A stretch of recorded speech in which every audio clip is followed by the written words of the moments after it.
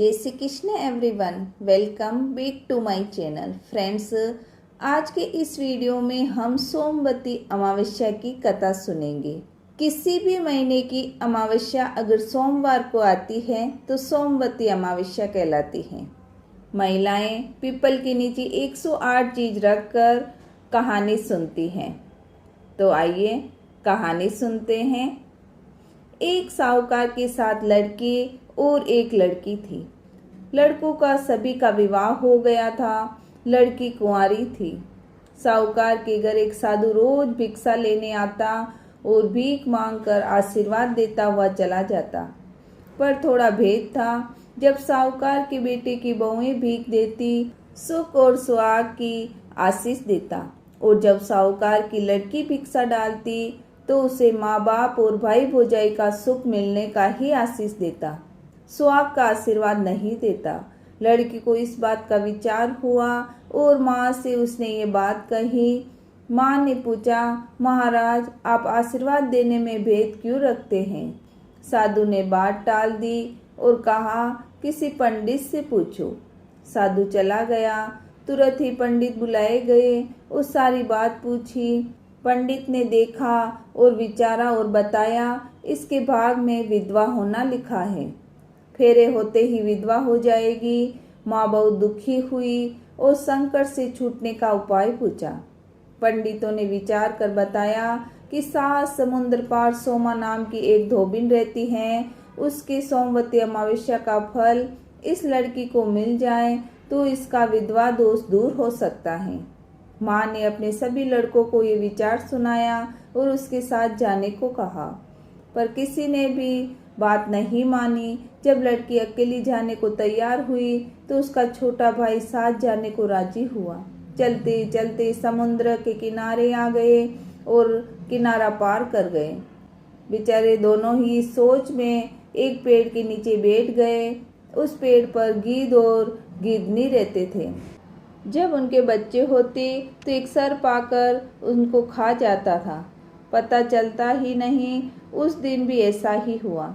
गीदनी बाहर गए हुए थे, सर्प आया। गीदनी के बच्चे चिल्लाने लगे। साहूकार की बेटी उनका चिल्लाना सुनकर देखने लगी और सारी बात समझ गई। जड़ से उसने वार किया और सर्प को मार दिया। साँझ पड़ी। गीद और गीदनी अपने घोंसले पर आए। पेड़ के नीचे भाई को बैठा देखा। मन में विचार किया कि हमारे बच्चे यही खा जाता है, और दोनों ही ऐसा सोचकर उनके पीछे पड़ गए। इधर उधर बच्चों की आवाज़ सुनाई दी तो वह गीदनी एक साथ होकर चकित हो गए। साहूकार की बेटी ने मरा हुआ सर्प दिखाकर उनको संतोष दिलाया। गीदनी राजी हो गए। दोनों भाई बहन का आदर सत्कार किया और उनकी इच्छा जानकर समुद्र पार उनको पहुंचा दिया। सोमा धोबन का घर पूछकर उनके पास गए। उसके घर में अगी मगी लग रही थी, पर उसकी बहुएं काम से जी चुराती थी, आपस में झगड़ती थी। साहूकार की लड़की को उसका घर पाकर बहुत खुशी हुई और वह रोज सवेरे उठती और सोमा के घर सारा काम कर देती। 2-3 दिन बीत गए, पता ही नहीं चला। एक रोज सोमा छिप कर बैठ गई। सदा की तरह साहूकार की लड़की आई और काम करने लगी। सोमा आकर बोली, तुम कौन हो और रोज हमारा घर का काम क्यों करके जाती हो? तुम्हारा क्या मतलब है?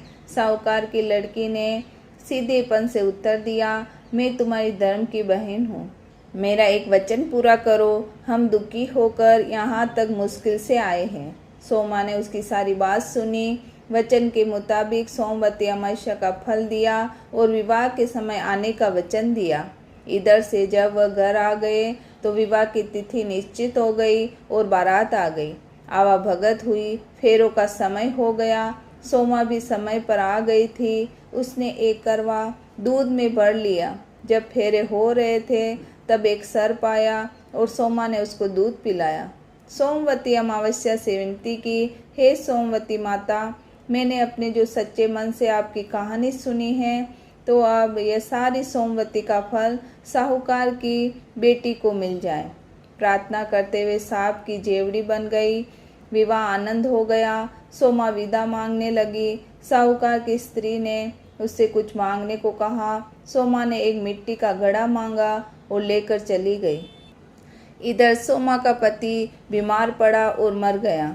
सोमा के आए बिना उसका क्रिया और कर्म नहीं किया, तेल के बर्तन में उसको रख दिया।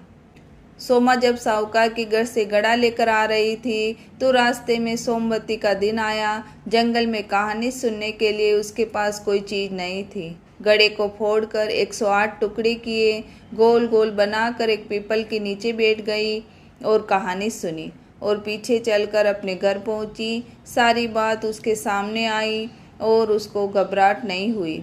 उसने जाकर अपनी पति की लाश को तेल में से निकाला और आँखों में काजल, नाखूनों में मेहंदी, मांग में रोली और चटीली अंगुली चीर कर खून निकाला और मिलाकर छींटे दिए और कहा, हे सोमवती माता, जब तक सोमवती अमावस्या का फल तो साहूकार की लड़की को मिला और जब तक जो मेरे सच्चे मन से तेरी साधना की है तो आगे के व्रतों का फल मेरे पति को मिले। ऐसा कहते हैं उसका पति उठ गया और घर में आनंद ही आनंद हो गया। दूसरे दिन सोमवती का दान लेने उसके घर जोशी आया। सोमा बोली, इस बार तो मैंने जंगल में कहानी सुनी थी, पास में कुछ नहीं है, दान नहीं दिया।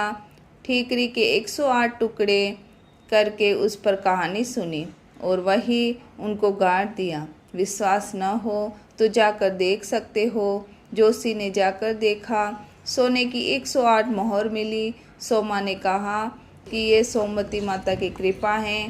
जोशी प्रसन्न हो गया।